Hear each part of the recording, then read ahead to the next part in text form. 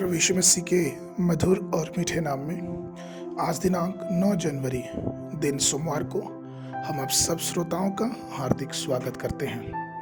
आज के दिन के लिए जो वचन है वो लिया गया है दूसरा राजा की पुस्तक उसका दूसरा अध्याय 20 पद। वचन इस प्रकार से कहता है, उसने कहा, एक नए प्याले में नमक डालकर मेरे पास ले आओ।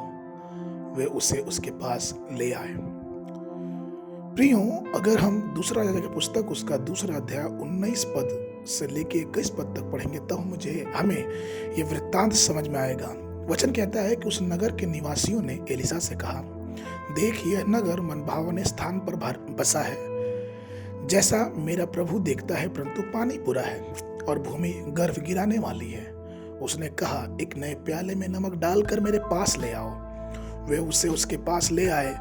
तब वह जल के सोते के पास निकल गया और उसमें नमक डालकर कहा, यहोवा यूं कहता है कि मैं यह पानी ठीक कर देता हूं, जिससे वह फिर कभी मृत्यु व गर्भ गिराने का कारण न होगा। प्रियो, यरीहो नगर पर श्राप था। जब यहोशू ने यरीहो को ले लिया तब उसने नगर को श्राप दिया और परिणाम स्वरूप जमीन बंजर हो गई और इसका पानी संक्रमित हो गया।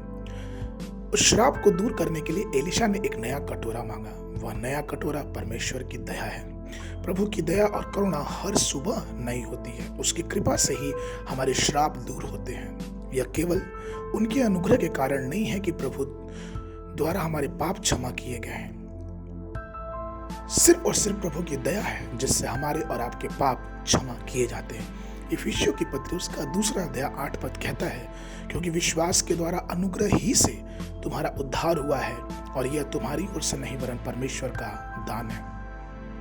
प्रियो, जब एलिशा ने निर्देश दिया तो यरीहो शहर के लोगों ने तुरंत यहोवा के वचन का पालन किया। जब उन्होंने बिना किसी झिझक के तुरंत आज्ञाकारिता की तो इसका परिणाम एक चमत्कार के रूप में हुआ, और यह कि कोई अस्थायी राहत या समस्या का समाधान नहीं पर एक स्थायी समाधान निकला। दूसरा राजा की पुस्तक उसके दूसरे अध्याय के 22 पद वचन कहता है, एलिशा के इस वचन के अनुसार पानी ठीक हो गया और आज तक ठीक है। आज पृथ्वी के नमक हम हैं। समाज और जाति और लोगों के अंदर जो मानसिकता, बुरी मानसिकता है, उसको ठीक करने का परमेश्वर ने हमें वरदान दिया है। इसलिए आइए, कुलुस्सियों की पत्री जिस प्रकार से कहती है, कुलुस्सियों की पत्री उसका 4 अध्याय 6वां पद, तुम्हारा वचन सदा अनुग्रह सहित और सालोम हो और तुम्हारे मनुष्य को उचित रीति से उत्तर दिया करो। जब हम और आप सिद्धांतों का अभ्यास करते हैं और प्रभु के वचन को अपना सहयोगी मानते हैं, तब ये बात जानिए कि हमारा और आपका नमक स्वाद देता है। परमेश्वर के प्रिय लोगों, हमें चाहिए कि अपने जीवन रूपी कटोरे में उस नमक का स्वाद को और बहुमूल्य करें, जिससे हमारा उठना बैठना जिसके भी साथ हो, वो उस नमक के स्वाद को देख के ये समझ सके कि परमेश्वर कितना चमत्कार करने वाला परमेश्वर है।